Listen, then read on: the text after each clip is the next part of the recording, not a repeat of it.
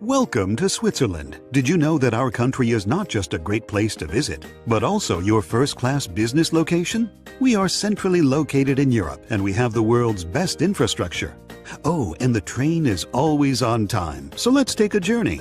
Did you know that Switzerland has 4 official languages? Ja? No? Forse? Welche dir? Don't worry, we also have excellent English skills. However, we don't spend all day chatting. We love to work. In 2012, we could have voted for longer holidays, and we voted against them. It's crazy, isn't it? But we're not crazy. Our economy and government are among the world's most stable. That, combined with our outstanding talent pool and a deregulated labor market, makes Switzerland the most innovative and competitive nation in the world. Our Swiss dual education system provides an excellent mix of both vocational education and apprenticeships. Now let's take a look at industry. Maybe Germany, the United States, and China are well known for their industrial output. But did you know that Swiss industrial production per capita beats all of them? Sorry, guys. Our country is small, but hey, 3 Swiss companies are among the global top 20 most valuable companies. Furthermore, we offer the best quality of life. That's why 3 Swiss cities are among the world's best for the highest quality of living. In addition, Switzerland is one of the happiest nations on the globe. Perhaps because we eat on average 12 kilograms of chocolate per year? Switzerland is the best location for innovation, has stable political, economic, and financial conditions, has the highest living standard, and welcomes your business. So tell us now, when will you invest in Switzerland? Switzerland Global Enterprise, enabling new business. Find out more at s-ge.com.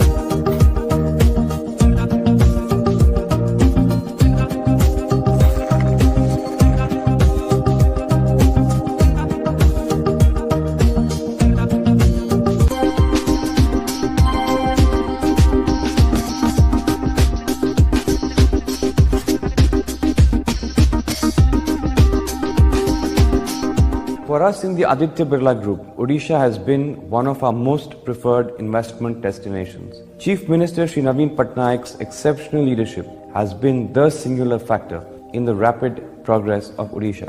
The state government has leveraged its competitive advantages, including its progressive policies and governance framework, are a big pull factor.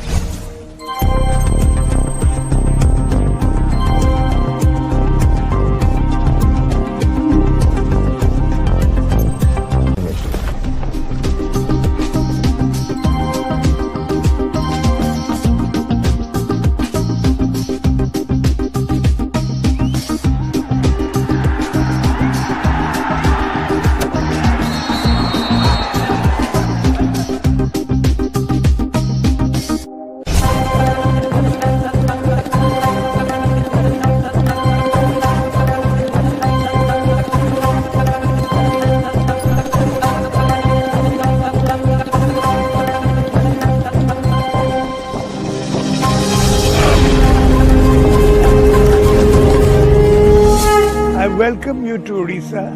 Come, join the Juggernaut.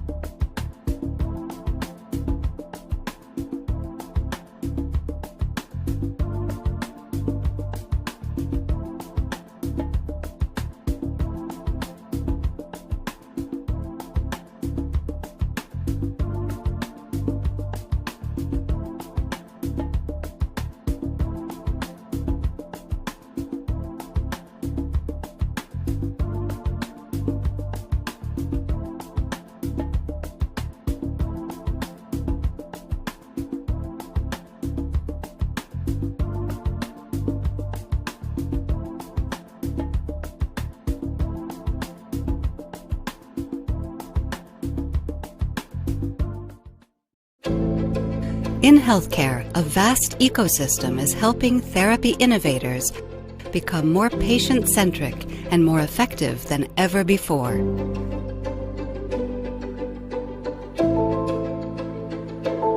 Cytiva supports researchers, biopharma, and clinicians in the pursuit of more targeted treatments. In discovery, speed and accuracy are everything. The faster and smarter researchers can work, the more patients benefit.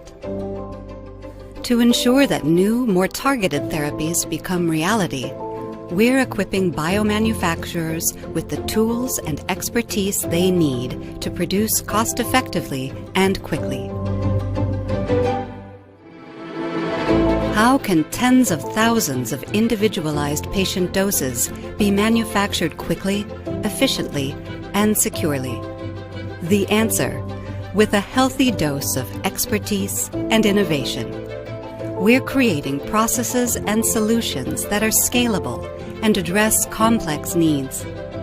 We work to deliver diagnostic tools and other technologies to bring the right therapy to the right patient at the right time, so that life-saving medicines come within the reach of more people and could save more lives.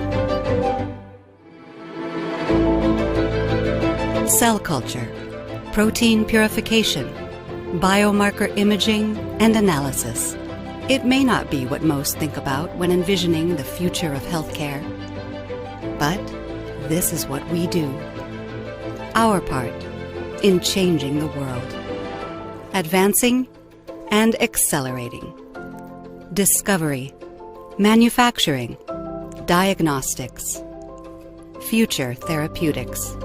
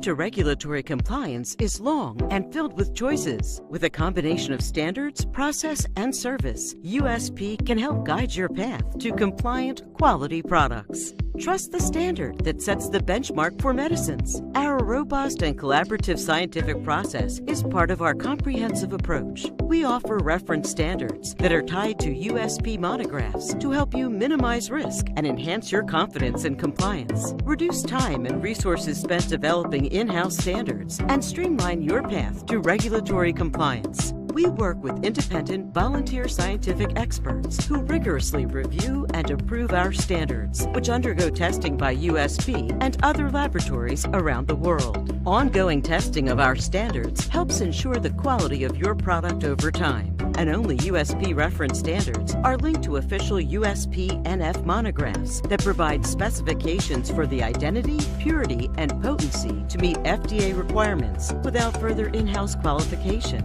and the needs of our global customers. With USP, you have access to our in-house scientific experts to guide you every step of the way. In addition to our best-in-class USP reference standards, we offer training, education, and other services. Our online resources help smooth your path to regulatory compliance. Our standards provide precise testing and validation guidelines, as well as reference samples for testing. Drugs can be made consistently every time. We are more than reference standards. We provide a unique combination of standards, process, and service. From buying to applying standards, we support your bottom line with reference standards that have been rated best in class by our customers. Talk with us to find out how we can help you navigate your journey to regulatory compliance. Contact USP at usp.org.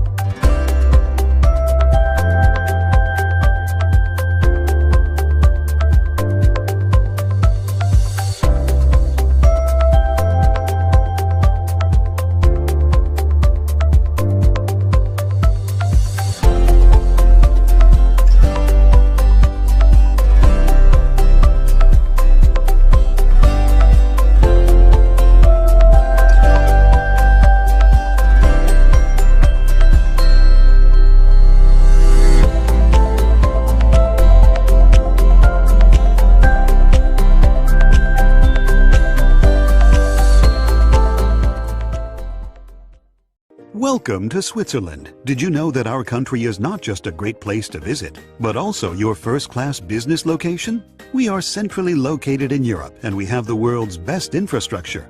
Oh, and the train is always on time, so let's take a journey. Did you know that Switzerland has 4 official languages? Ja? No? Forse? Decidia? Don't worry, we also have excellent English skills. However, we don't spend all day chatting. We love to work. In 2012, we could have voted for longer holidays, and we voted against them. It's crazy, isn't it? But we're not crazy. Our economy and government are among the world's most stable.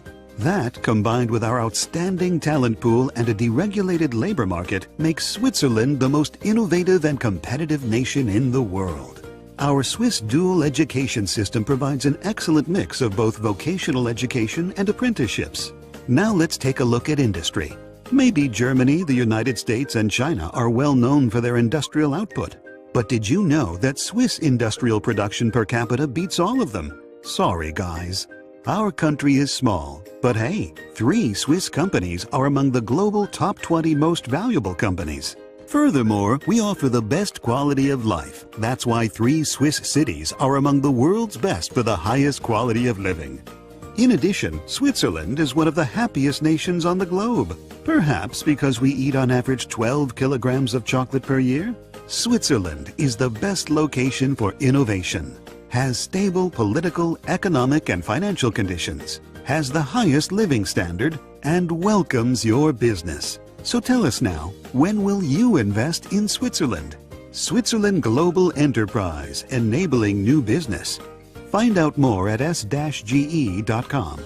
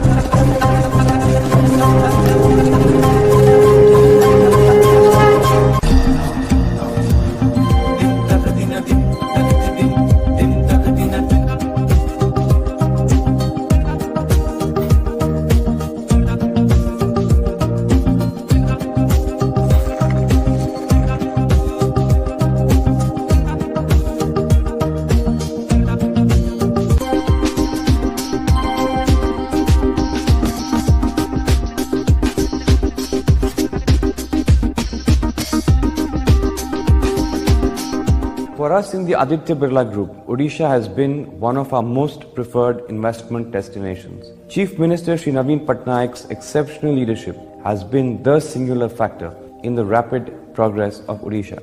The state government has leveraged its competitive advantages, including its progressive policies and governance framework, are a big pull factor.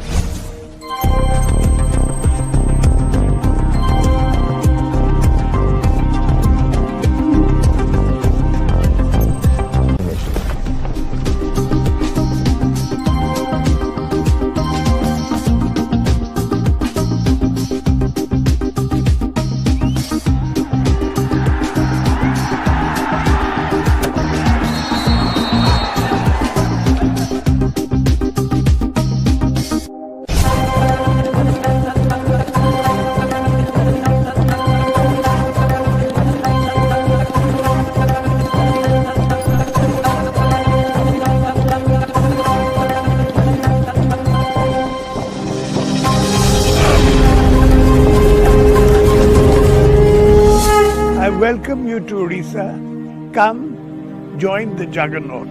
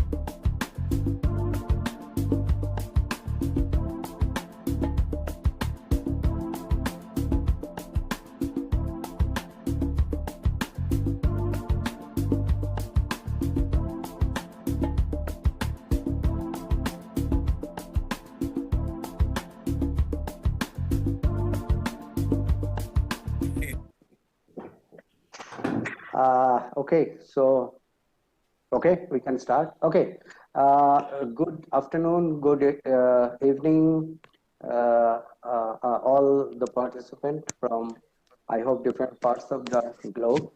And thank you all, the distinguished panelists and the speakers who are attending today's program.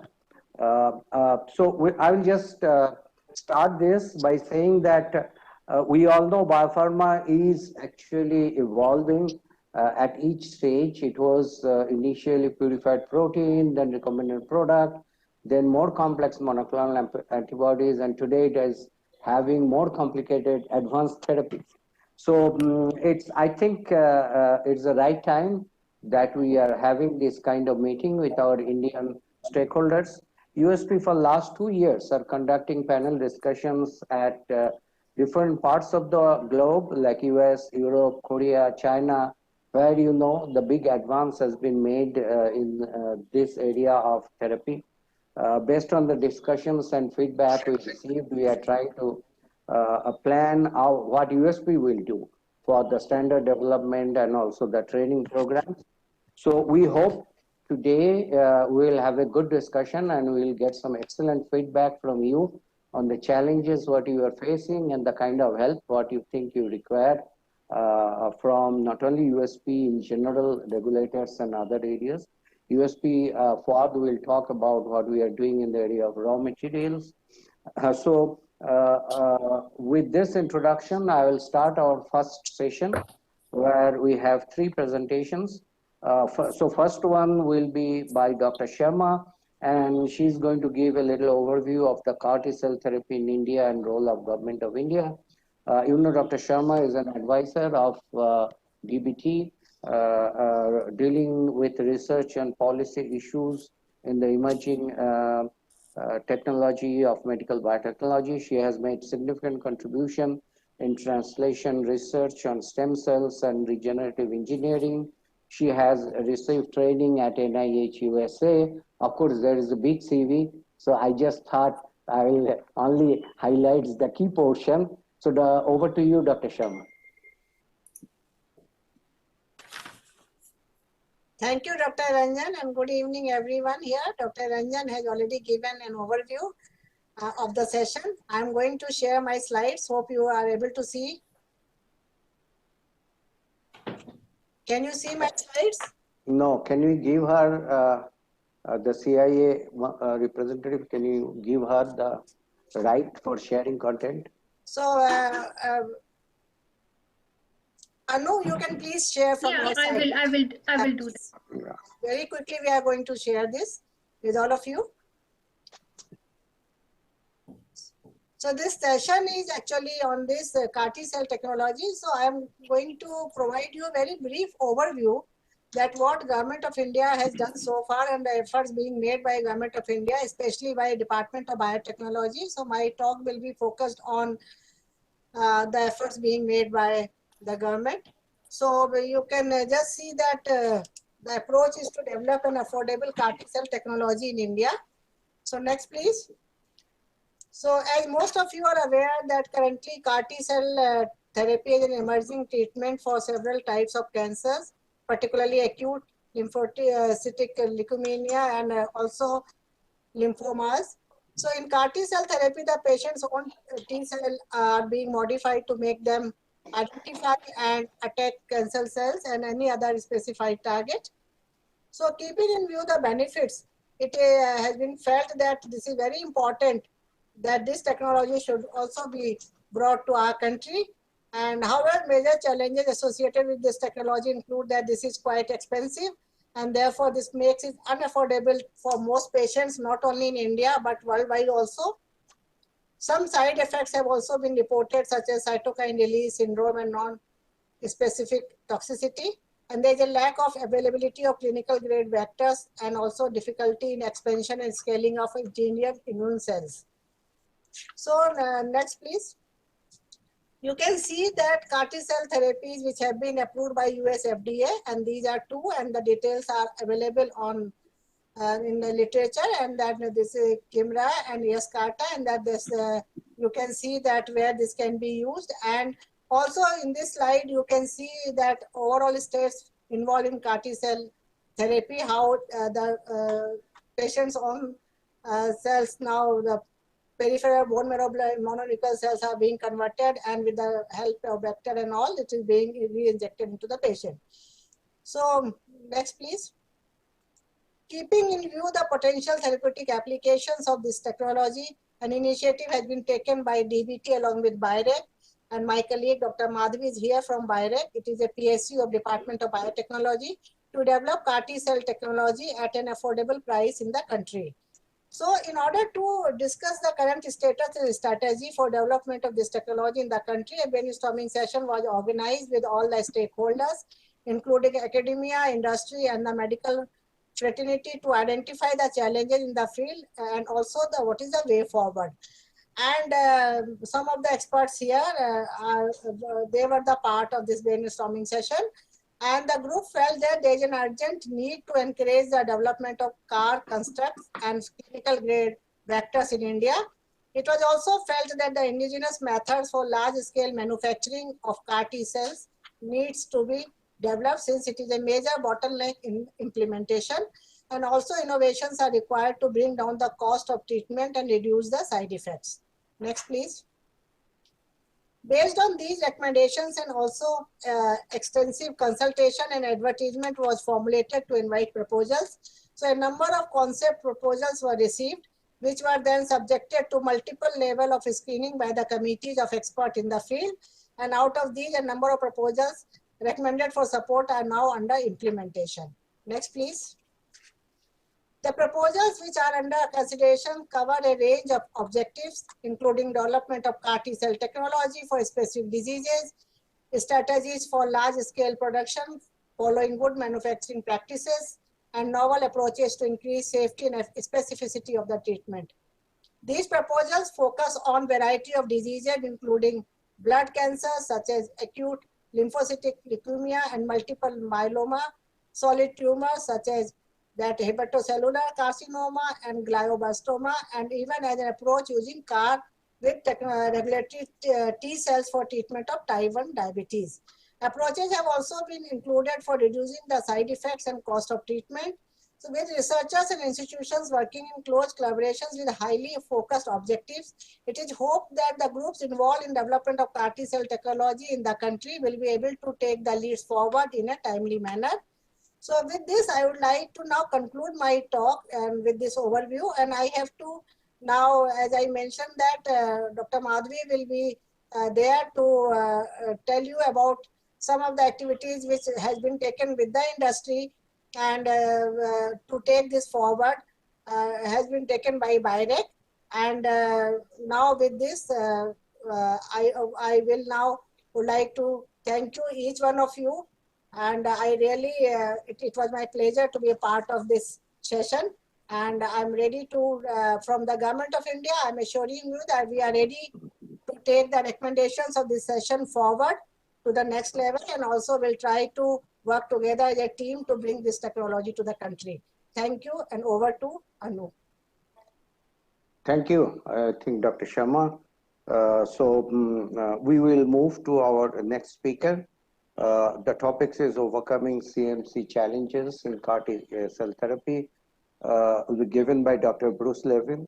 He is the professor in cancer gene therapy, founding director of the Clinical Cell and Vaccine Production Facility at the University of Pennsylvania. You know, he is the co-inventor of the first FDA-approved gene therapy chimeric antigen receptor T cells for leukemia and lymphoma, licensed to Novartis. So we have really an expert in this field today to share his thoughts with us. And he has received several awards and serves as the president of International Society of Cell and Gene Therapy. I mean, it's an illustrious career, so I don't want to go through the detail of his CV. With this short introduction, let me hand over to Bruce for his talk. Yeah, thank you very much. And thank you to the organizers for the invitation to speak to you today. I have a number of slides to go through, and let's see if we can get those up. If not, I'll be able to share my screen and speak with you. So I'm going to talk about some CMC challenges. I have some disclosures that you'll see because I have a financial interest in due to intellectual property in the field of cell and gene therapy. Most relevant to today, I'm on the Scientific Advisory Board of Immuneo. That conflicts are managed in accordance with University of Pennsylvania policy and oversight. So Anu, shall I share my slide, or would you like me to share?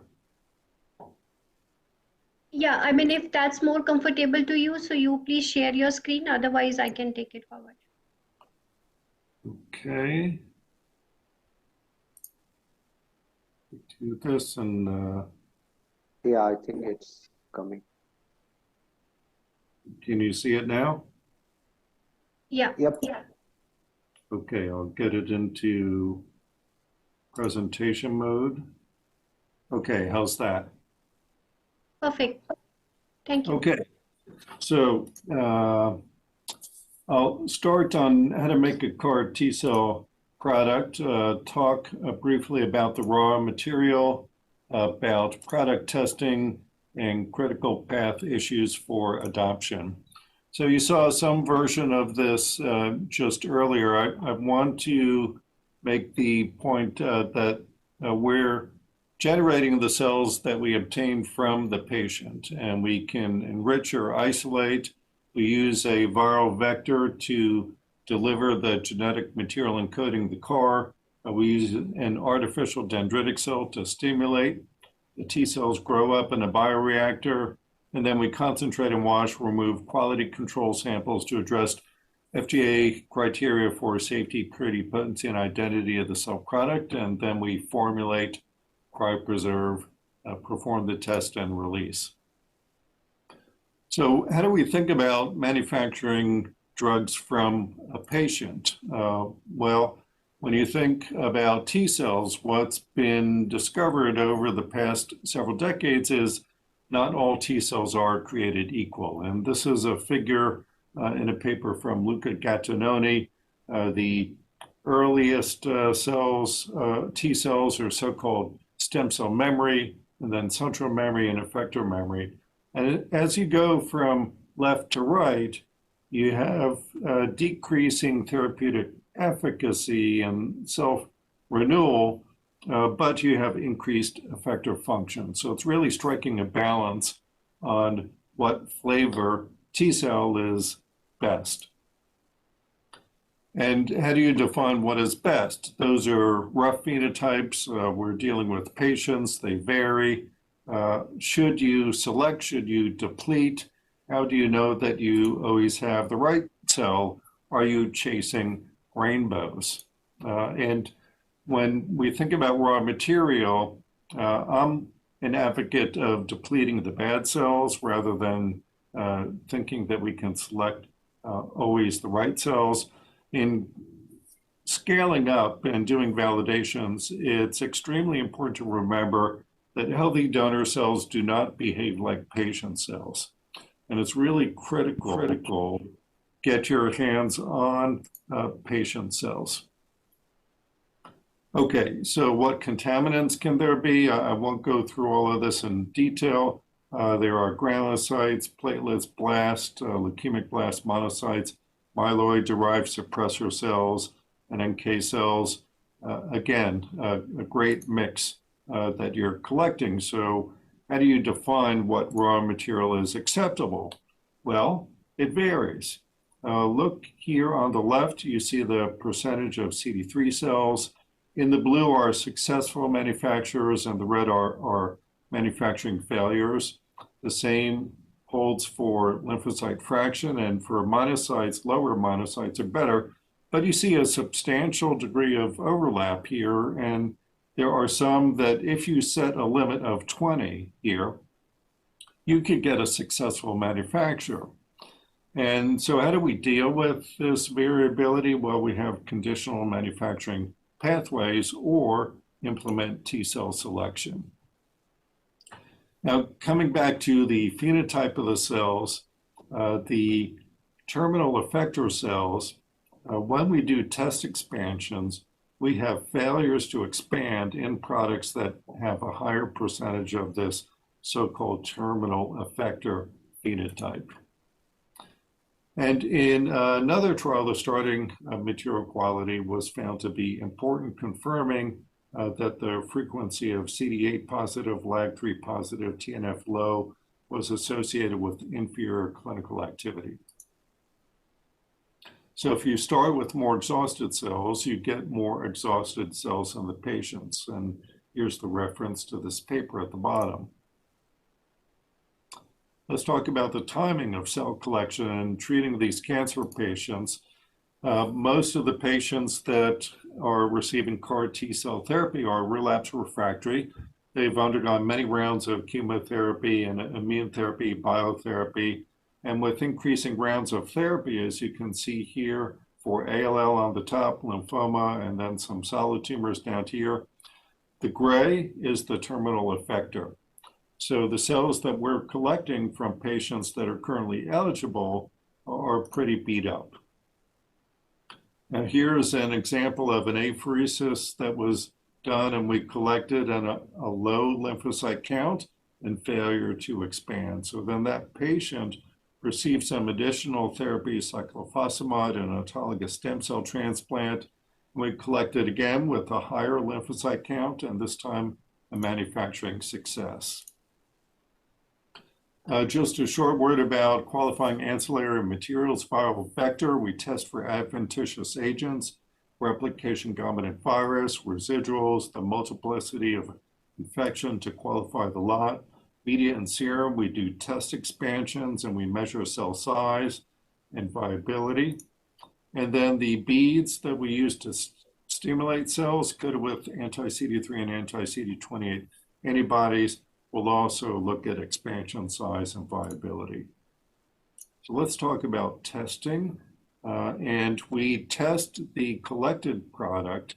We don't generally qualify the collected apheresis. We do have guidelines for absolute lymphocyte count. However, we do in-process testing, and then the final formulation here you can see is all our release criteria, and we can discuss this in detail during the discussion period. Well, let's talk about a couple of those. Viability. How low can a viability release criteria be? Well, we set it at 70%. In the commercial products, it was set at 80%. So we went to look at, does that matter? And here is a report that was in blood, and it doesn't matter if it's above 80 or below 80 in this cohort in acute lymphoid leukemia and in diffuse large B-cell lymphoma. In fact, we released some cells based on exceptional release, and here's one that is below 60% viability, and still the patient had a complete response. Now, this is a very difficult concept in traditional biologics and pharmacology. This is a dividing drug. Does CAR T-cell dose matter? Well, here's a cohort of chronic lymphoid leukemia patients. This is looking at the in vivo expansion, complete responders, partial responders, non-responders. And so you can see that the area under the curve here roughly correlates with the clinical response. The dose does not correlate with clinical response in this cohort. Here is looking again at the maximum concentration and the weight-adjusted dose. There's no correlation in 2 clinical trials of pediatric acute lymphoid leukemia. So we examined this maximum concentration and the area under the curve, and then made correlations in pediatric acute lymphoid leukemia, adult acute lymphoid leukemia, and chronic lymphoid leukemia. And now you see there is a statistically significant relationship here with area under the curve and the maximum concentration, but there's overlap. So what does that tell you? It tells you that there are other factors at play.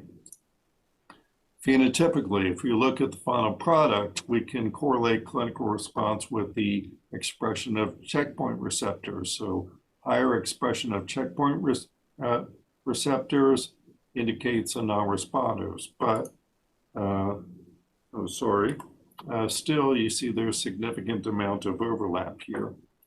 We're getting better at phenotyping. This is looking at 40 markers and 16 clusters. This is a phenograph. This is not me. This is someone unrelated to me. But using this high definition phenotyping, we can gain more information. So what are some critical path issues looking very broadly? This is a complex drug to manufacture.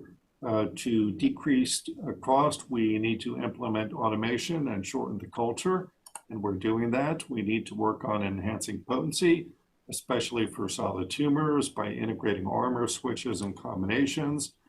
We need to have education and training because companies and academic centers are hiring at tremendous rates.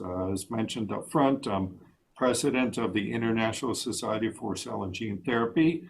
I urge you to take a look at our society and to join. And finally, financial complexity. We can implement predictive biomarkers to give us a sense of whether a patient is likely to respond. And we also need to look at value-based payment that links price to outcome. So I'm a representative of a very large group of people at the University of Pennsylvania, Penn Medicine, Children's Hospital. I'd like to recognize that our early studies were supported by philanthropy and then by industry. And we have worked very closely with collaborators at the U.S. Food and Drug Administration and owe a great debt to our patients who volunteer for our clinical trials. You can find me on Twitter at BLLPhD. The names are not enough here. It truly does take a village. There are hundreds and thousands of people that contribute to these studies. So I thank you for your attention, and I will stop sharing my screen now. Thanks, Bruce, for this excellent presentation. So we'll take it forward during our panel discussion. So our next speaker is Dr. Fouad Atouf. He's going to talk about the overview of public standards to support quality product development. Fouad is the head of global biologics at USP. He leads all scientific activities related to develop and maintenance of documentary and reference standards for biologics and antibiotics, and oversee the biolabs at USP US and India. Fouad has his PhD in cell biology in Pierre and Marie Curie University at Paris, France. He worked on cell-based therapies for diabetes at NIH USA. So you can see he is coming with a background of cell therapy. So today he is going to share our USP's work. Over to you, Fouad. Please give him access for sharing content. Thank you, Ranjan. I think my slides are already on the screen. Can somebody just confirm? You can see, you can hear me, you can see the slide? Yeah. Yes, Fouad, yeah. Okay, all right. So at USP, we've been building trust for the last 200 years through our work supporting public health by disseminating standards that support quality of pharmaceutical product. And obviously, we evolved over time to support biopharmaceutical, and in the last decades, some of the work we've done on cell and gene therapy also in support of that.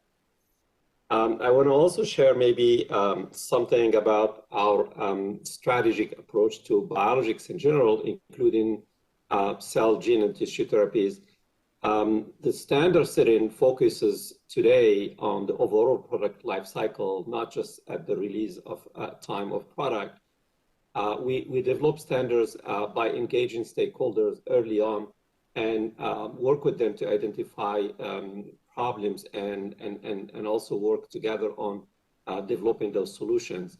Some of the solutions we provide focus on developing analytical tools, performance standards that support enabling and demonstrating performance of assays, of processes, and we do the work in alignment with global norms and standards. Part of that approach to performance standard, and rather than focusing on just the product, but rather the performance of the assay and the process, we spend a lot of time working on raw materials, and we have a number of standards to support and best practices to support qualification of raw materials used in biomanufacturing, including some of the ancillary materials that Bruce mentioned. Part of our strategy also in recent years is to dedicate time and resources to supporting emerging therapies, such as the CAR-T product we're discussing today, and other therapies that may be based on novel technologies.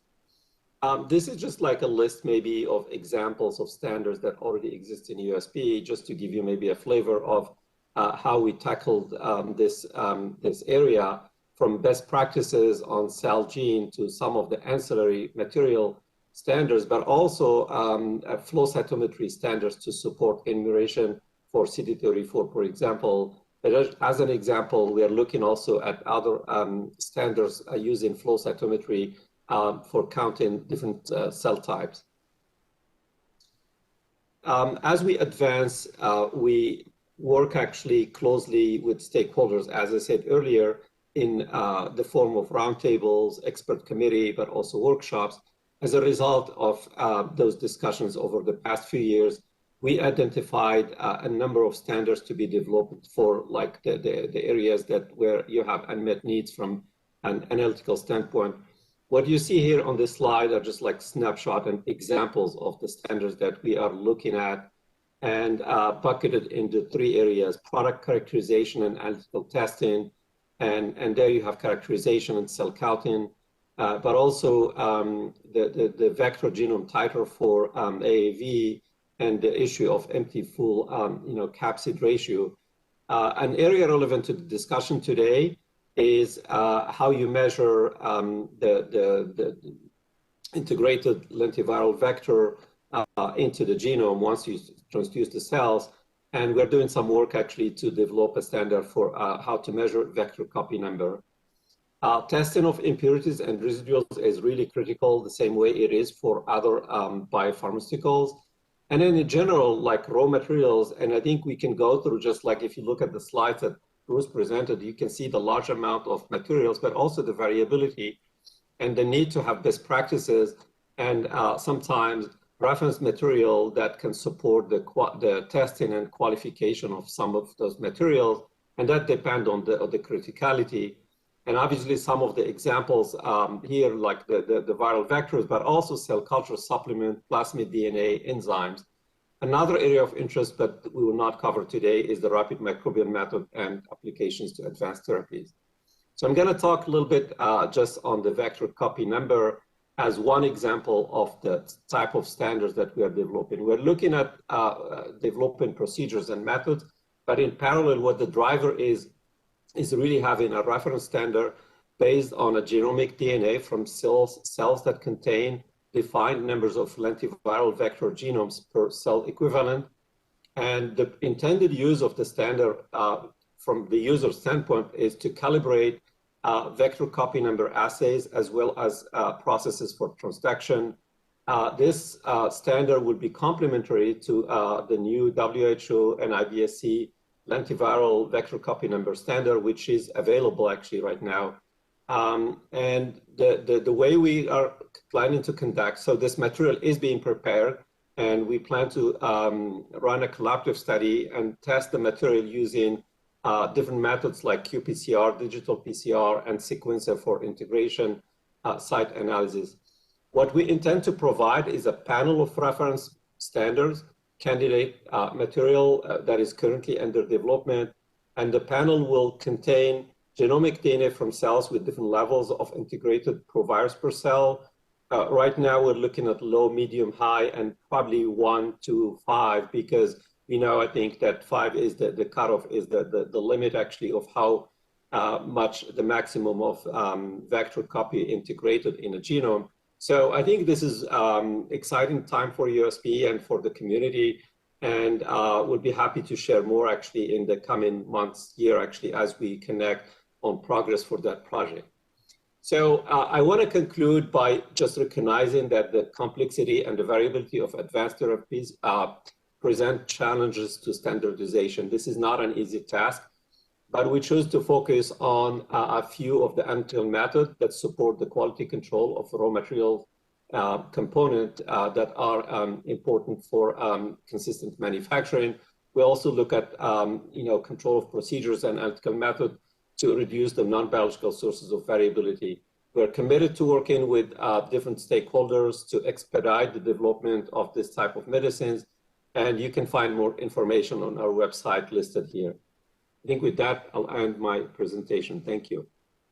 And I'll stop sharing my screen. Thank you, Fouad. So I think we have some excellent themes which has come up during all the 3 talks, and then we can take it forward for the panel discussion. So I will hand it over to Dr. Narendra Chirmole. He is the CEO of Symphony Tech Biologics. He has PhD in applied biology from University of Bombay, and he has experience in development of biologics and vaccines, immunopharmacology, and of course, public speaking.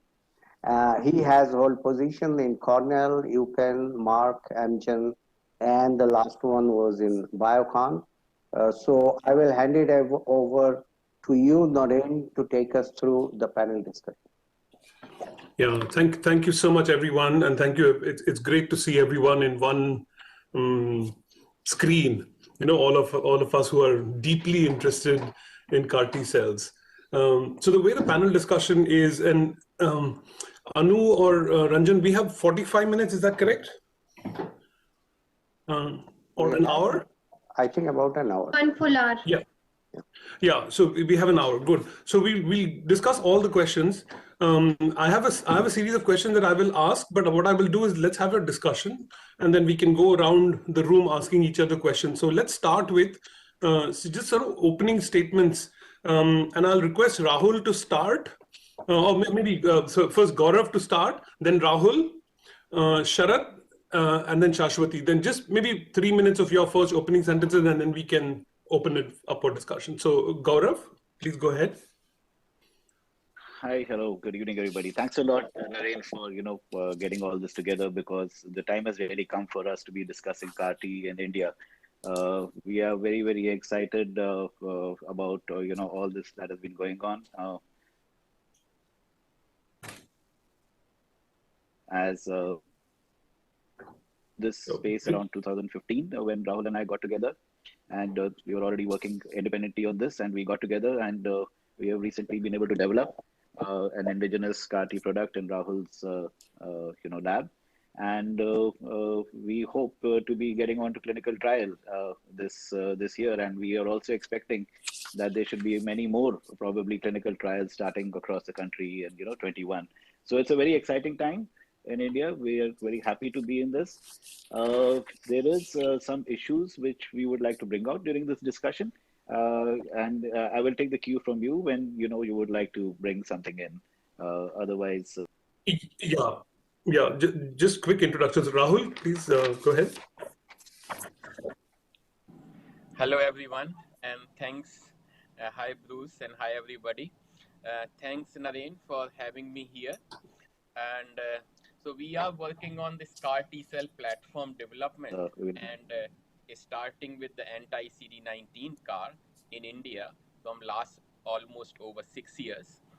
And we have got some success, but it's still a long road to go, because we have to still test our construct in the clinic, and hopefully we are going to check whether our construct, how it performs in the clinic, and we are excited to. Thank you. I think you broke up a little bit.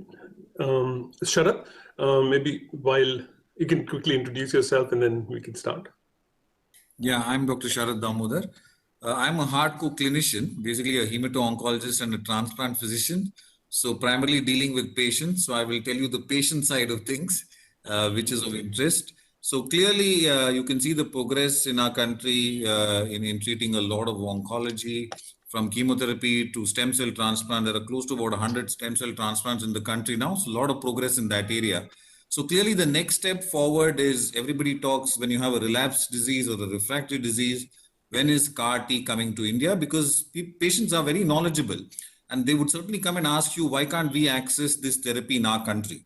And this is an absolute need. And clearly, I will answer this later when I get questions on the actual diseases. But clearly, leukemia, lymphoma, myeloma, clearly numbers are huge in our country.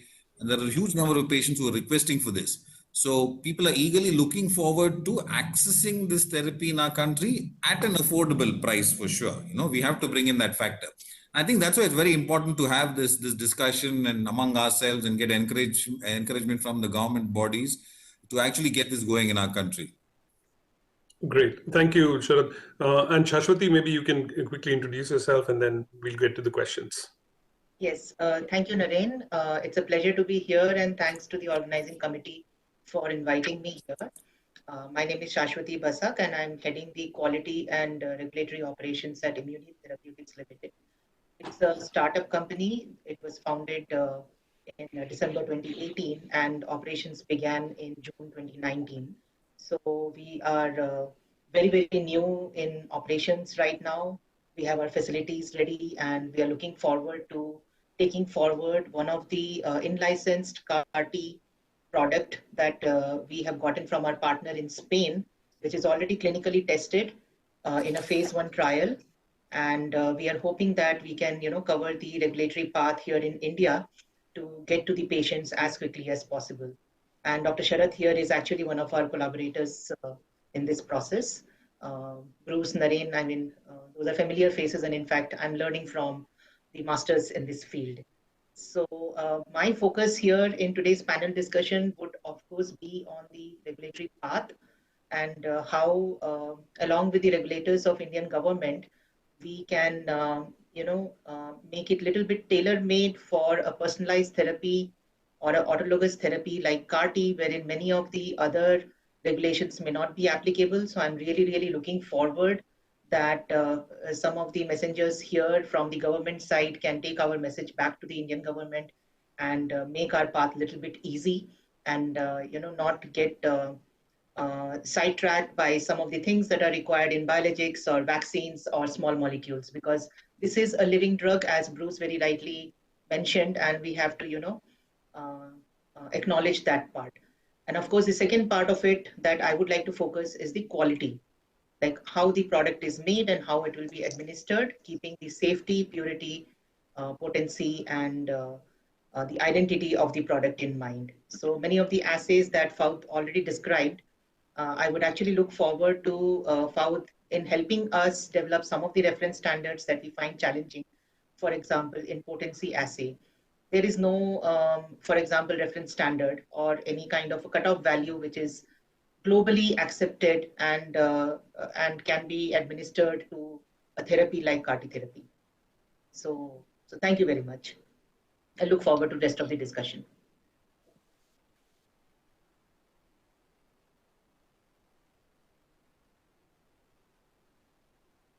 Dr. Naren, you are on mute.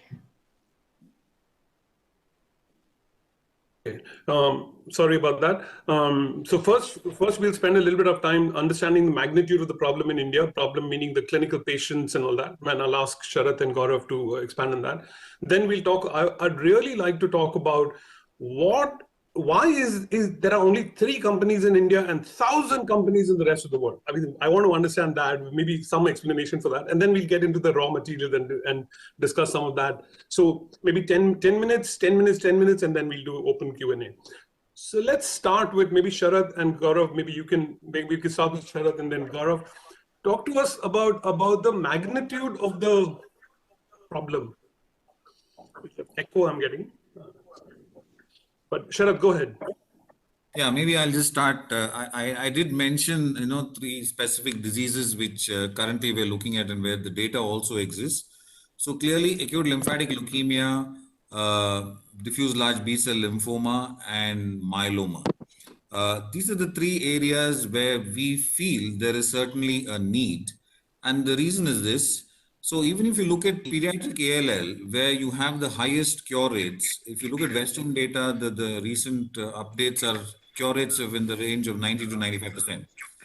That's not the reality in our country, where even from the best of institutions, the academic institutions, the cure rates realistically are in the 60 to 70% range, which is the published data. There may be some differences between center, but that's reality. So you have clearly about close to 20-30% of relapsed leukemia, where currently we are taking them for an allogenic stem cell transplant, where again in relapsed leukemia, the cure rates are in the 30-40% range. This is our national data. So clearly we want to look something beyond that, or maybe a bridge in people who don't go into remission. So that's the need in ALL. And this is just the pediatric ALL where we actually talk about higher cure rates. In adult ALL, it's even lower down, where the upfront cure rates itself are in the 40-50% range. So a higher subset of patients potentially for any of these therapies.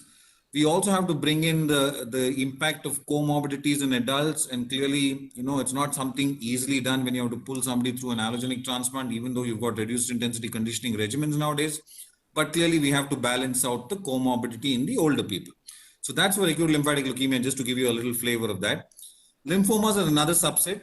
If you just divide them into B and T cells, about 80-85% are B cell lymphomas, in which the diffuse large B cell is a big subset, majority of it. Even with whatever chemotherapy, the standard R-CHOP, anything beyond that, we have about 50-60% cure rates. The ones who relapse, you do an autologous transplant, 30-40% cure rates. And after that, if you want to take somebody and they're relatively fit, they're not so sick in a relapsed lymphoma setting, if you're going to take that person for an allogenic transplant, the morbidity is pretty bad, and even the mortality rates are higher. And there's still debate about the graft versus lymphoma effect in a lymphoma compared to a leukemia. So clearly another big need which comes up there, and we have patients asking for it. So that's the reality of the day. And the last subset is myeloma. We always talk of myeloma as a disease of the elderly. We commonly see patients in the 40s in our country coming with myeloma. So currently we are not talking cure in myeloma. So how do you tell a person in his 40s with myeloma saying that I can probably control your disease for maybe 10-15 years and after that it's trouble? So clearly, even with whatever newer drugs, the bispecific antibodies, the autologous transplant, once you go beyond that and if you're trying to hit allogenic transplant in myeloma, again, outcomes are very dismal. So clearly we want to look at this newer therapy. And recently I saw something published data from China where they've just decided upfront that with the autologous transplant, if they piggyback a CAR-T as upfront therapy, their results of MRD negativity myeloma are close to 90-100%, which is very good, because when you talk MRD negativity, you're starting to talk about cure rates in some of these disease subsets.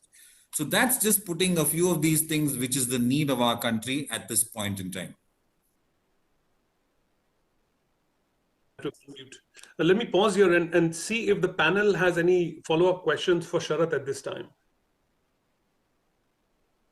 So Sharath, are there any data for the numbers of patients of ALL or DLBCL in India?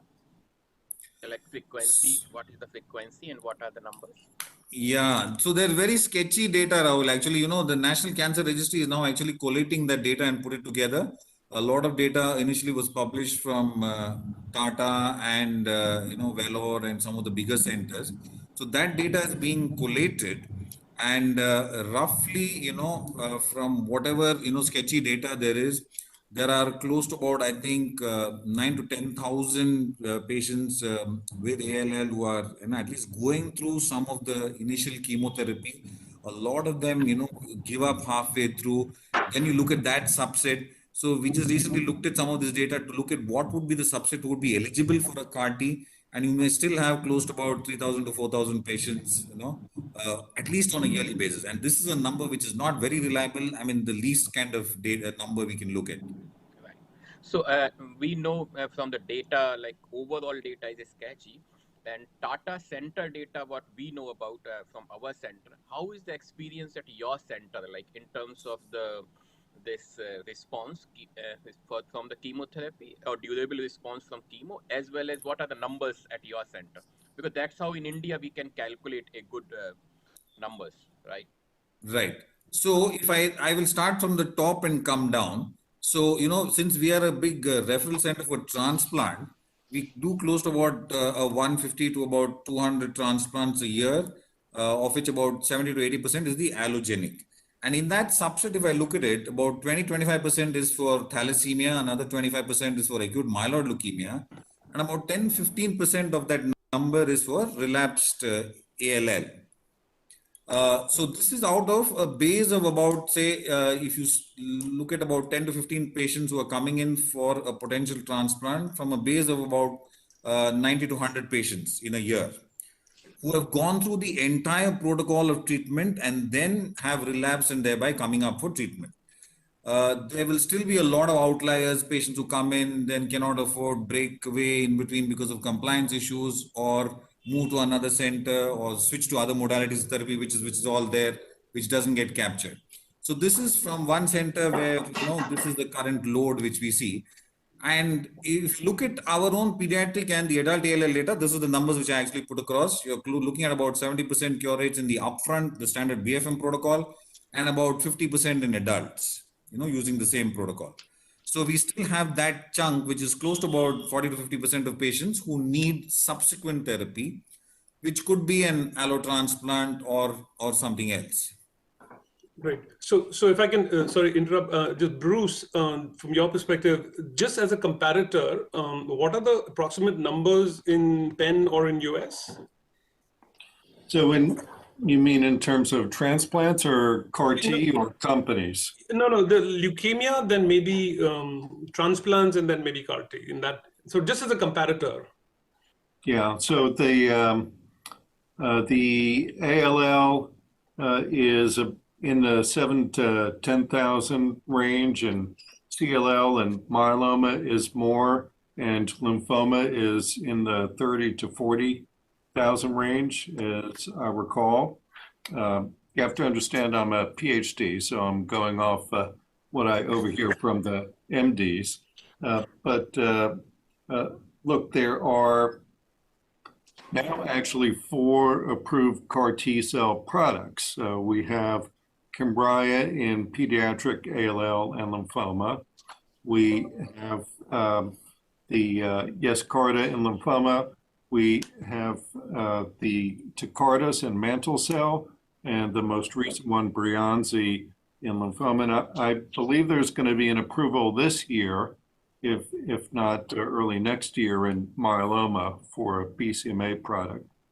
So these CAR T cell products are here to stay, and it's how we develop them to provide wider access to India, Brazil, other countries, and really bringing the cost down. And that's why I'm excited to be here today, but also to be working with Emilio. I think it's not enough to develop it only for the US. If it's truly a breakthrough technology, we have to develop it for the world.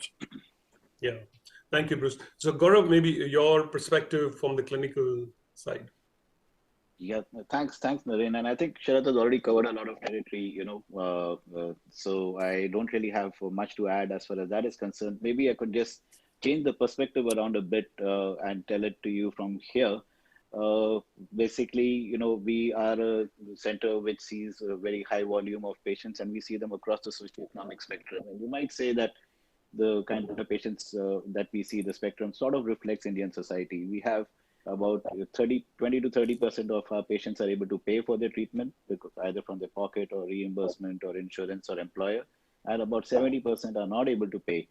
And this used to be the group which used to be like, a lot of them would abandon treatment because they would run out of resources, halfway through, etc. And this is the problem which we faced in about, 2013-14. We had put in place a very, very extensive support system by which we could support every child coming to us for treatment. So after that, the abandonment and everything fell down. But we still found that after, improving the outcomes to about 70%, 20 to 25% would still be relapsing, as Sharath had said. And we now see about 500 to 600 new cases of pediatric ALL alone in our center, that's below 15 years of age, every year. So if you do the math, that means that there's around 100 odd children below 15 years of age in our center alone across the socioeconomic spectrum who end up relapsing and require, transplant as therapy. So transplant is available. That's a no-brainer. We are, of course, transplant in this country was pioneered in our institution more than 3.5, 4 decades ago. We brought it here, and we are one of the oldest transplant centers there. And we are a fairly high volume center. But even then, we find that out of the 80 to 100 children alone, and I'm not even going into the adult data because that's far more scarier, are eligible for some kind of transplant therapy. And actual real ground truth has been that we have been transplanting less than 3 to 5, maybe less than 10 of these children per year in our center, because our waiting is so huge. And that is reflective not just of our problem, it's a problem across the country. Transplant centers are still too few to meet the need. So you can do the math, 70 to 80%, maybe let's say 20 to 30% of them will do well on chemotherapy alone. Another 50 to 70% of those need transplant, and only 5 to 10 of them are making it to transplant because the wait list is a year, and if we get them into remission, they cannot last in remission for a year. So we do send some to those who can. We send them to another center around where they can have the transplant there. But many are just not able to make it. So it's a very, very sad situation indeed. And if you multiply this with the projected ALL in the country and its outcomes across the country, overall ALL outcomes are much more poorer if you take across the country than in individual centers of excellence. So it's a far bigger, more huge problem. And this is what we were faced with in 2014. We realized at that time that even if we improve our transplant capacity by 3 times, 4 times, it's not going to make a dent in this, this huge number of patients which we have. And that's what sort of drove us into the CAR T space. At that time, it was new, it was novel, it was coming out. It seemed like, there were long-term remissions without without transplant, also further transplant also. And the thought at that time was that if it's going to work so well, of course, the more longer trials and longer outcomes were not there at that time. But we thought if it's going to work so well, can we use this to sort of, skip one jump? CAR T is being used in the US as, 3rd or 4th line initially at that time. But our patients don't even make it to 2nd line.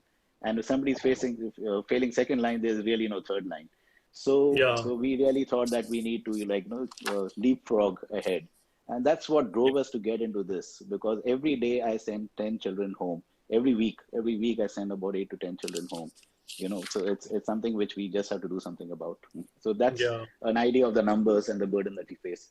From our perspective. Thank you for sharing that experience, Gaurav. So Rahul, again, the question, we can move on to the next discussion. You've been doing this work for several years in India. What are the challenges to get something started like this in India? And raw material standards and all that, like CMC part is the focus of this discussion, and that's where we want to get to this at the end. But just your perspective, of the start, how you started and what challenges you faced initially. So many challenges, Naren. I know. We've talked about. Yeah, go ahead. Yes. So, if regarding CMC, as Bruce mentioned, there are multiple steps actually to manufacture the CAR T, right? And given our infrastructure, facility infrastructure, as well as even the reagents, raw material availability, cold chain supply, so those are not excellent, right? So those were the very big challenges to optimize all the assays and the manufacturing processes. So in the beginning, we spent a lot of time actually in developing the assays, developing the manufacturing processes. And in fact, first we were doing the research, like ex vivo studies. Then we had to change the process to the GMP manufacturing process. So that was again another challenge. So we have faced a lot of CMC challenges, but finally we are at a stage where we can manufacture the product in the GMP facility with the good process.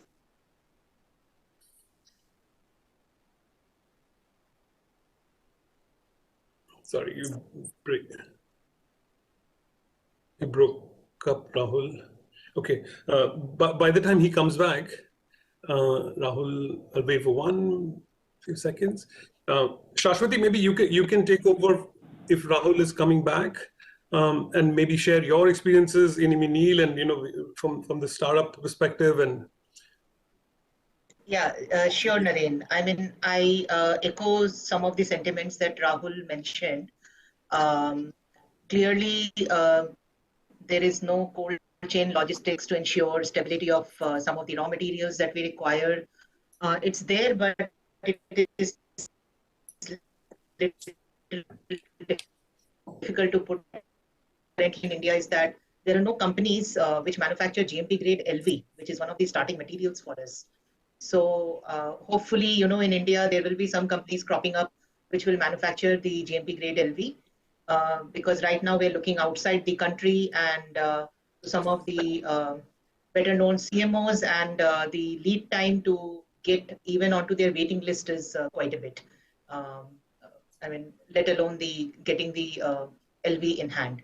The other challenge that we are facing is the rules on import-export permits to import in these LV, which is one of the critical starting material for any of the CAR-T therapies. Now, one can imagine that each time we have a different product, we also have a different LV. And each time we have to import it from one of the CMOs, which is outside the country, we need to have a little bit more expedited process in terms of getting those regulatory approvals done so that we can import it on time. Some patient is waiting for us to make their drug and infuse. So I just hope that the regulatory path to get those import permits and the export permits is a little bit more streamlined. The other challenge that I would, Yeah, Rahul's back. So maybe let Rahul continue and then I'll ask you to talk about regulatory. Please. Yeah, Rahul, please go ahead. Yes. Yeah. Thank you. You're on mute. Yeah. So in the beginning, as I was mentioning, CMC challenges were huge, but finally we could manufacture good quality cells in the GMP facility with good process consistency. And now we have all the QC assays. In fact, Bruce had a long list of quality control. And it was, again, a difficult task to develop and standardize each assay multiple times in a good GLP environment. But now we have all those assays working, and so all those things are in place. It took us a lot of time. It was not like a... I think he's having some trouble. I think it took him, 6-7 years. That's what he told me. So it's quite a long time. So Rahul, I know you're having some challenges. Shashwati, my question to you was mainly from a regulatory perspective in India. Can you speak a little bit about that? You touched upon the import-export, but also, what does it take to get the clinical trial started? And so Rahul, sorry, you can finish your statement. Somehow my internet is dropping today. I don't know why. So maybe you can keep your video off. Then I think it will be better. Okay. So so QC is now also, we have optimized and developed each assays as per all the guidelines. So it took us time, but we are there now. So CMC things we have figured it out. It took us a long time. And now we are actually looking forward to the trial. So we are going through the regulatory aspects of the trial now. Yeah. Okay. So great. Yeah. Thank you. Yeah. So Shashwati, my question to you was mainly for regulatory, and maybe you can touch it. Just give a broad overview of regulatory and the challenges that you face. Yeah. So I think the regulatory path that is currently present in our country is mainly focused on small molecules, biologics, vaccines, wherein it is made in huge quantity and then the drug is distributed to many patients. And plus it is not product specific like in this case. So today we may have a CD20 CAR, tomorrow we will have CD19 CAR, again BCMA CAR, and so on and so forth. So given that even to get to the preclinical state, there are a lot of forms that needs to be filled and approved. And few of the things are probably not relevant in our field of CAR-T because we don't have the preclinical animal models which are suitable to even test out something for toxicity. So how do we test something in a mouse model, for example, if the product is specific for a human? Some challenges. Okay, so why don't we move to the next topic that I wanted to cover. So we did clinical initially. We talked a little bit about the CMC and regulatory challenges. We'll come to raw materials in detail in a minute. But maybe you can tell us a little bit about raw materials, but specifically lentiviral vectors, because as Shashwati mentioned, access to lentiviral vectors in India is extremely difficult. Yeah, so thank you, Naren. So maybe before I go to the lentiviral vector, I think to the comment made earlier, contrasting small molecule world to large biologics and advanced therapies, I think we need to think of this type of therapies like as a construct, and you have multiple components. And I can see the challenge from a development standpoint, but also from a regulatory standpoint. If a regulator is constantly evaluating a dossier where you have to look at the product itself, but also the different components. So I think I can imagine if you have the right platforms and collaborative effort to make sure that everyone is using the same quality vector, beads, cell culture media, all of that, I think we'll be in a better spot. You can develop different type of therapies. You can target different genes, but I think the common denominator are the raw materials. So addressing those as a construct actually is very important. Collaborative effort between regulators and developers. So for lentiviral vector, there are two aspects, and I agree that the challenge with having enough actually viral vectors to produce those therapies is a problem. I think there was a lot of excitement when this CAR-T product were first approved. I think we're facing now there's not enough maybe high quality viral vectors, and that can be addressed by having the right contract manufacturing organization and collaborating with developers. This is something that I think it is really critical. So that's maybe for increasing capacity of manufacturing of viral vectors. But then using the vector themselves and ensuring that safety concerns have been addressed is really important, because we all know that regulatory agencies actually rightly require integration studies and long-term follow-up on product using lentiviral vector, for example. And because this type of vectors have the potential to integrate permanently into the host cells and to persist for a long term. So that's why there are requirement by different agencies, such as the European Medicine Agency, but also the FDA has, for example, that the vector recommends that the integration copy number shall be less than 5 copies per genome.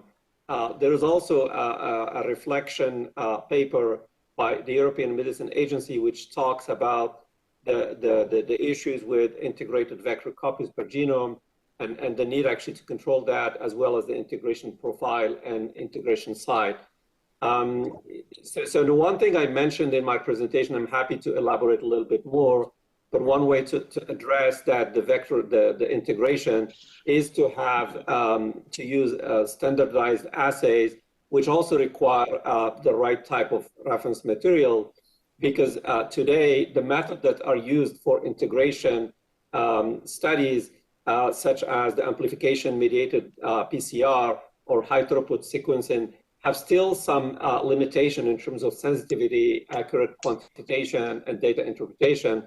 And there's a need actually to have different type of orthogonal method, different version of PCR, like qPCR, digital PCR, and sequencing studies to be run in an orthogonal manner to confirm actually to estimate accurately the number of copies that have integrated in the genome. I don't want to maybe use all the time. I'm happy to talk about the approach we're taking about how we want to develop a standard for vector copy number, but I'll pause here for now to see if this addresses the question or if anybody has a different perspective.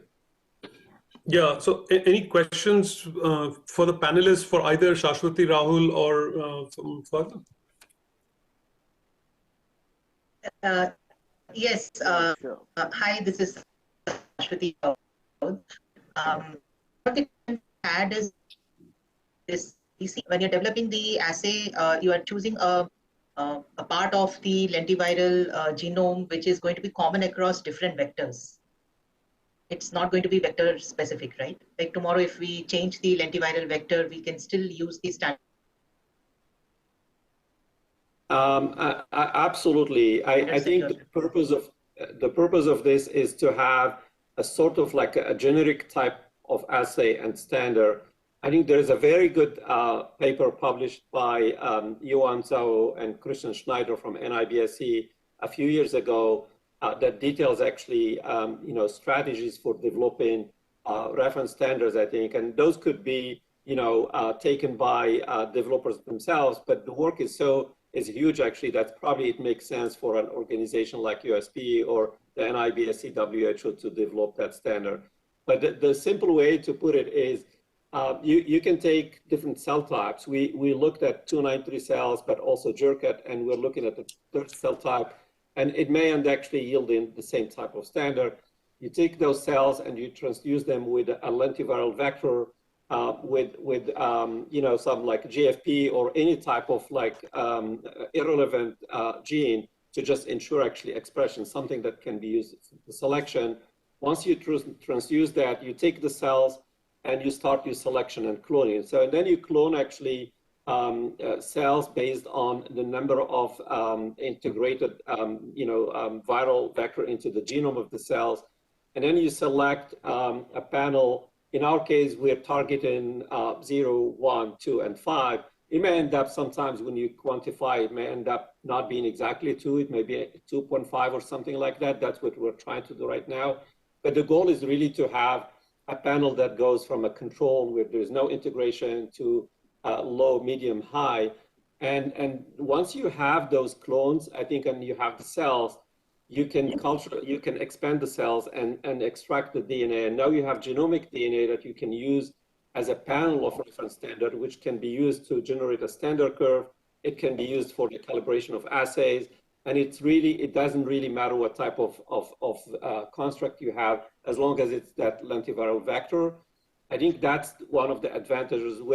I'll be honest with you, I think I don't have an answer to the question, how would genomic DNA extracted from 293 cells differ from the one from Jurkat? I think that's something we will know as we advance with the studies. Different groups actually are pursuing this strategy as well. Yeah. So okay, good, great. So let me just move to a sort of different topic, and I'll ask first Bruce to talk about it, then Madhavi, maybe I'm going to ask you this question. So Bruce, one of the things that I am very, it's apparent when you come to a facility like yours in Penn, that there's an extreme tight-knit collaboration with translation sciences, right? You have all your professors and your postdoctoral students and your, and you gave me the opportunity to teach this course last week in UPenn, and I realized, that close knit between academia and industry has really flourished in Penn. Can you speak a little bit about that? And then Madhavi, maybe you can comment, or maybe others can also comment as to, is that something that's lacking in India?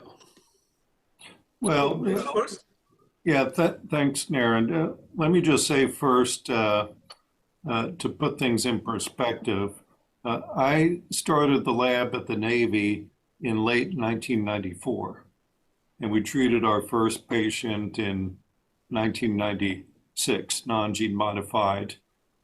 So then CAR patients in 2010.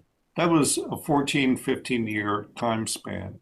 So it does take some time to build programs, and what we started with was a very efficient way to grow T cells. And once we had demonstrated that in clinical trials, we were approached by industry, by Cellgenesis. We did the first collaborations with them on CAR T cell clinical trials, and then it became other companies. So lentivirus, the first use of lentivirus in humans. Virixis approached us, and then Sangamo with zinc finger nucleases. So as you build capability, then you build collaborators with industry. And so that was a series of collaborations with relatively small biotech. And so we treated 3 patients with CART19 cells in 2010, published in 2011. When those results were published and covered, between 1.5 and 2.5 kilograms of leukemia was obliterated over several weeks, the university was approached by entities of all sizes to license the technology, from one person with a lot of money all the way up to Novartis. So we had no idea a big pharma would be interested in gene therapy, but they actually had some prior collaborations. And so what I'm getting to is we learned along the way. And as you learn along the way, you build collaborators, you build an academic program, you have diversified funding, not only from federal grants, but also philanthropy and then the industry collaborations. Yeah. So that's how we get to today. Before turning over, I'll just add one quick comment about lentiviruses, which is the production is getting better. The titers are getting better. There are suspension lines. The costs are coming down. So I'm optimistic on that point, as well as viral vector-free gene transfer, and we can come back to that later. Okay. So Madhavi, the follow-up question for you for that is, from a government perspective, what are in addition to funding organizations like, the IIT and IMINEEL and others for specific CAR T-cell manufacturing, are you also funding basic research scientists to do discovery work on this field of immuno-oncology? And maybe you can speak in general about funding and government initiatives. Okay, thank you. Thank you for this opportunity. So I will just briefly describe, as you said, about the overall funding that BIREC and DBT is doing in this sector. So I think we have, I'm listening to the discussions. I think Dr. Shashwati earlier said that lentiviral vector manufacturing capability of the raw materials is a huge gap. So that was one thing which which BIREC, while discussing with the eminent experts here, I think Dr. Rahul and Dr. Narula and people from the initial brainstorming session that we had, that BIREC and DBT had, as Dr. Madam Alka Sharma was mentioning earlier. So these were the things and challenges which came up then, and based on that, the requests for proposals were designed, and all these brainstorming sessions were that led into those RFPs, and the fundings were given out or are being doled out. So the lentiviral vector manufacturing facility is one of them that is to address the dire need. And it was very heartening to know from these speakers, and please correct me if I'm wrong, that about 500 lakhs is to be given to import a lentiviral vial with a small vial, which is just sufficient for 50 ml of this volume, which is just enough for few number of patients. So that is the need, that is the mission, or Biopharma mission is trying to fulfill, or they address the gap. And as far as the early discovery is concerned, I think DBT is pitching in there. The projects the DBT is supporting are, apart from the anti-CD19, which are the validated targets, but the other targets like CD20 and other targets, which they are, the DBTs, the government is supporting. So it's just not the validated targets, but the newer targets as well. Okay, great, thank you. So we are almost 40 minutes into the presentation, and we've covered a little bit of clinical overview. We covered a little bit about CMC and what it takes to start up CAR T cells in India. Shashwati talked a little bit about regulatory, and then Ford talked about the standards. And then finally, Bruce spoke a little bit about the collaboration between academia and industry. So let me just open it up for the next 10 minutes or so for any questions that the panel may have for each other. Yeah, Gaurav, go ahead. Yeah, I think, very interesting point when you asked Bruce about the environment in the US, and, you covered the industry academia kind of nexus, and how government academia, which Dr. Madhavi covered so nicely.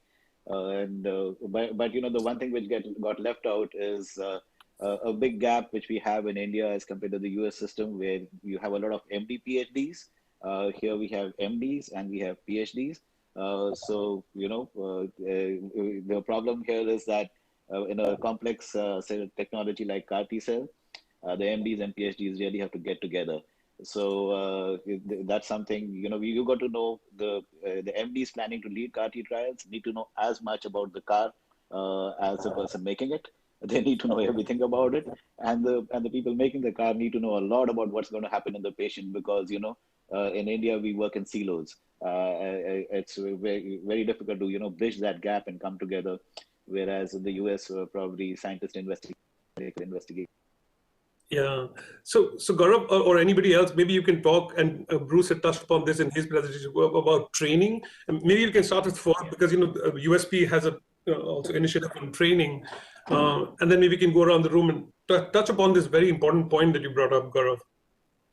Yeah. So maybe I can just share my thoughts. Sorry, I'll just conclude that by Go ahead, saying that at the end of it, that though I cannot make a CAR T like Rahul can, and Rahul still cannot treat a patient like I can, obviously.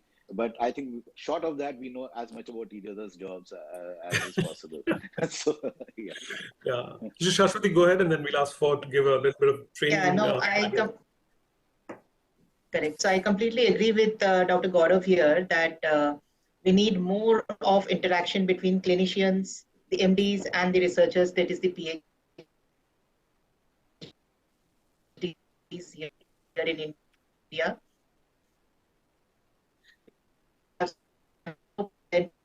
And put it in several, examples wherein translational research is something that will probably maybe Shashwati, try to close your video. Maybe you'll have better, because you were dropping. Yeah, Shashwati actually texted me saying that preclinical model development in India is very poor. Right from academics. Am I audible now? I'm sorry. Yeah. Without the video, much better, it seems. Go ahead. Shashwati. Anyway, I think that Shashwati, we'll let you speak when you come back. So Ford, maybe you can talk about training and what kind of forums USP does.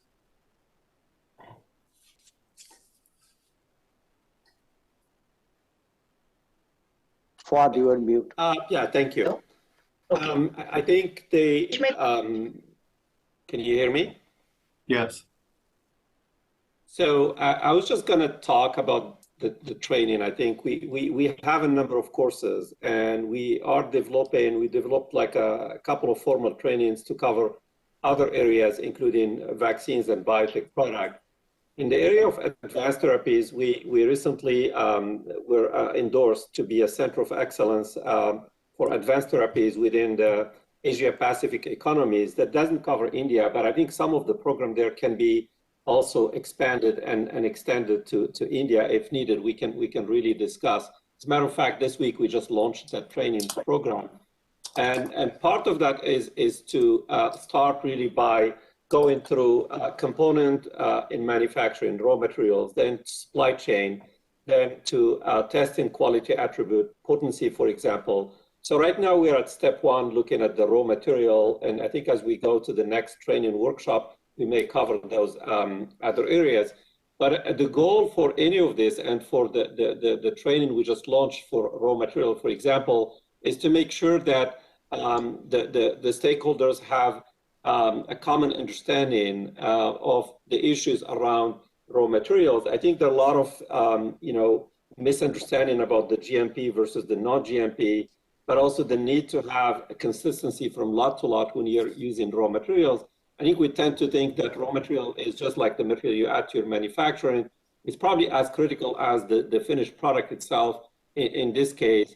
The goal of the training also should be to help the trainee actually understand how they can select and characterize a material that they will use actually in their manufacturing.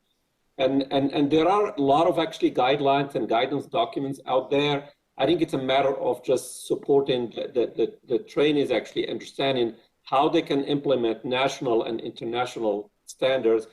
And additionally, part of the training is to learn how you mitigate supply chain and quality risk throughout the product life cycle. I think you may start actually your production and development with, for example, a raw material, and down the road actually, your supplier changes something on you. That's the kind of thing you need to think about in advance.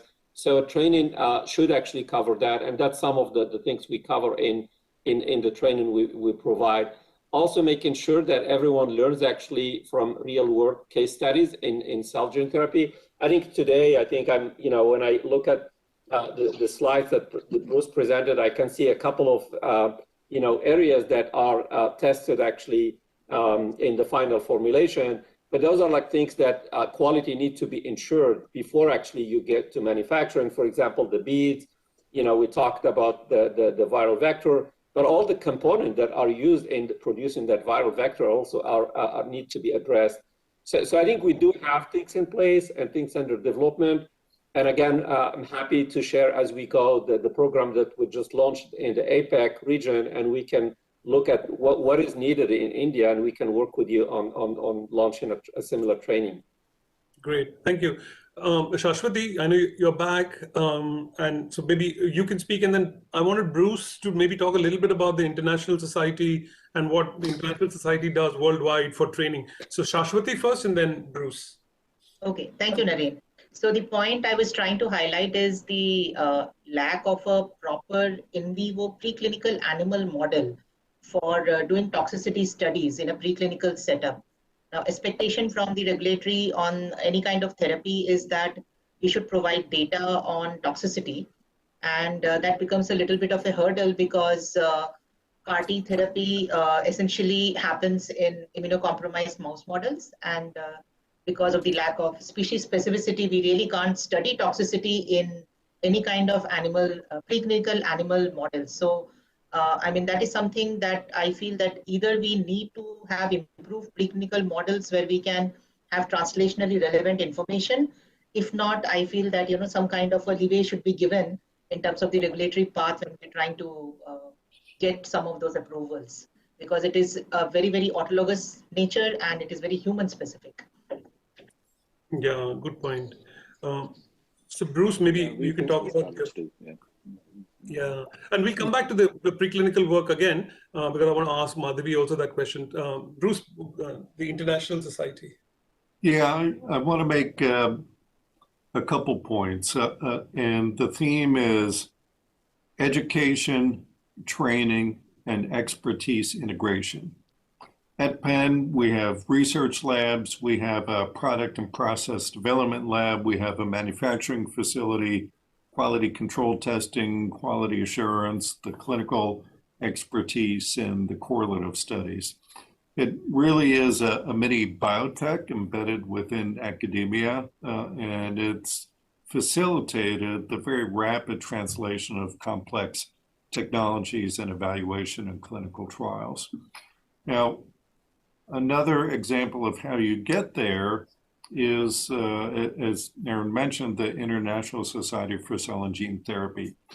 This is a global society composed of three pillars: the scientific pillar, the quality, operations, and regulatory pillar, and the commercialization pillar.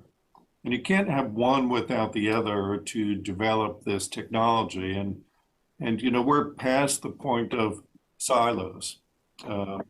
You need the scientific development to be able to commercialize. If you do scientific development, but it doesn't go anywhere, how is it benefiting patients? And you need that regulatory and quality oversight to be able to facilitate that. So I joined ISCT in 2000 and 1999. There's no society that has had as much an impact on development of my career, and I think facilitated development of cell and gene therapy programs. And since last year we're virtual, this year in May, end of May, we're virtual.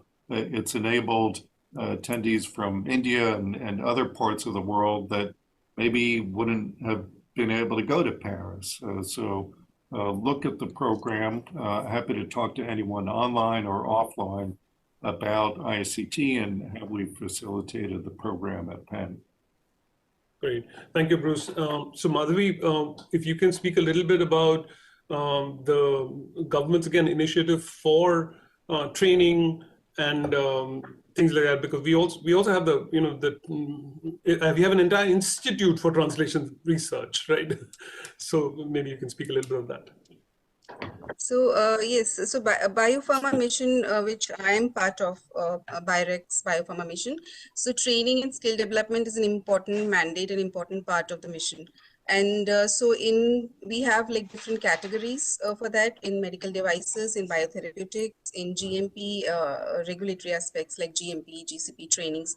So GCP trainings are ongoing. We had done a series of GCP trainings. Similarly, we had done series of trainings on the regulatory aspects as well. But since this is a new area, so as I understand that there are lack of preclinical animal models and even challenges in orthogonal assays for determination of the vector copy number. So we have another series of trainings coming up, which would be in the biotherapeutic sector that is in plan. So I think this is a takeaway for me also. So some of these could be integrated into that training, but we would be looking for people who could provide that training nationally or internationally.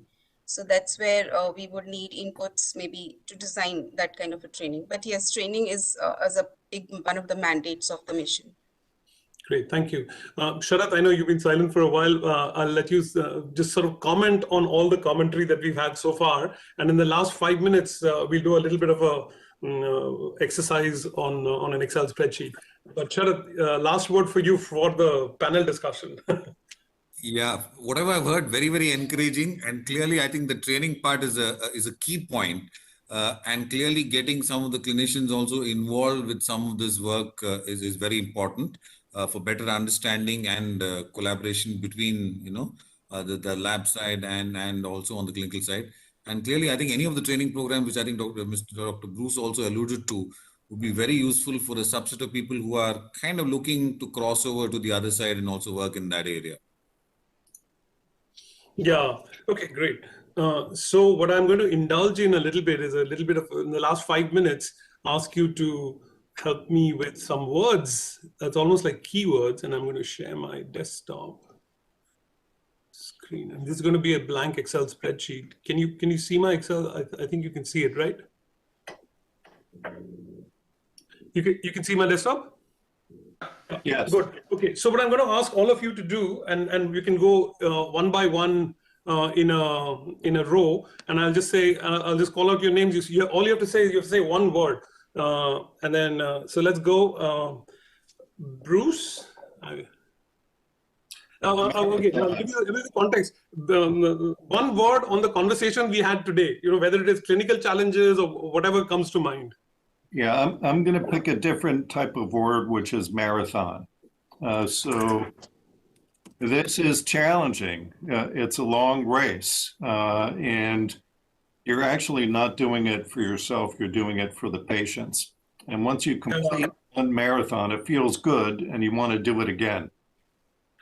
It's addicting also, right? Yes. Yeah. So, Fuad? I would say CMC, learning from biotech, there are a lot of lessons there. Yeah. Shashwati? I would say accessibility and better interaction or more interaction with our regulators. Madhavi? I would say skilled manpower. That's very much required in the sector. Gaurav?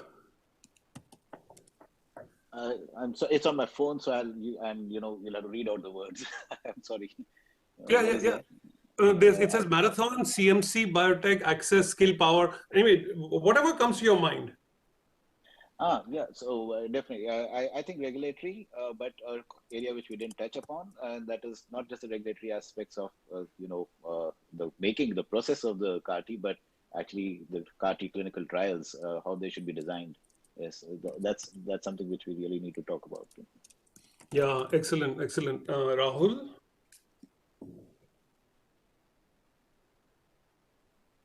Yeah, I was just thinking that in India, that we are not just making cars, we are making the road as well. So, right. So that's what I have been doing in last 7 years now. Making the road, not just cars. Yeah, absolutely wonderful thought. Sharath?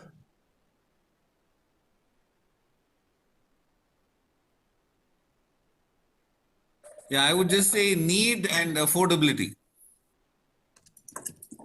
Yeah. I'll make them as two, and I will say collaboration. Let's do one more round. Has everyone done? Maybe Anu, and I know you're listening in. Why don't you say one word at least? Ranjan, first Ranjan and then Anu. Yeah, I would say supply chain. And Ranjan? Yeah, I think you put it there already, the raw material. Yeah. Okay, let's do one more round and we'll go the same. We'll try. I'll see if I can get the same order. Bruce, again. Has everyone been? Everyone's done, right? Yeah. Yeah.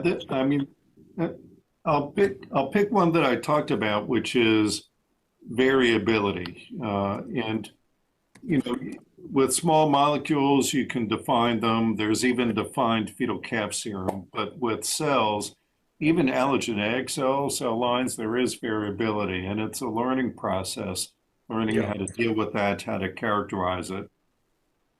Yeah. For just maybe. I'd say shared resources. Yeah, excellent. Gaurav? Yeah, so actually, you know, it's collaboration because that's we really need. There's a big demand supply gap which we need to bridge very fast. Yeah, Sharad? I just like to bring in training. Training is equally important. Yeah, Shashwati? I would say validated assays to ensure very high quality of the product. No compromise on safety, purity, and identity. Yeah. Anu? Yeah, I would say quality and consistency. Ranjan?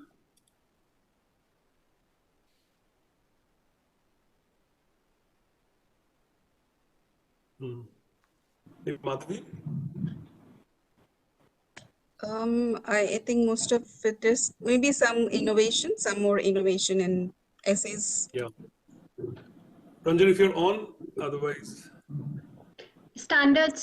Sorry, I didn't realize that. Yeah, no, I just thought the clarity on the clinical trials, because I think that's a big gap here.